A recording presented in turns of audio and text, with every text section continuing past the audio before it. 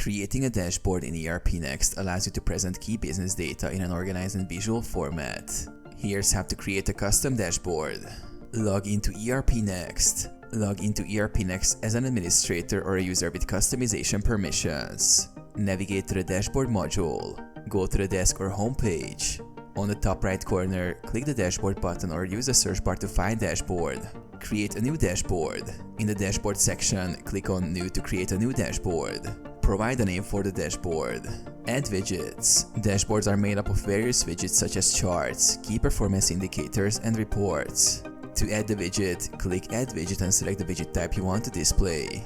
Common widget types include Report, display a predefined report, Chart, visualize data as charts, Custom, add custom content using HTML or widgets like tasks, leads, etc. Customize each widget by choosing the data source, filters, and display format. Arrange widgets. Arrange the widgets in your preferred layout. You can resize and move them around to create an organized dashboard. Save and view. After configuring the widgets, click Save to save your dashboard. The dashboard is now accessible from the desk, displaying live data in real time.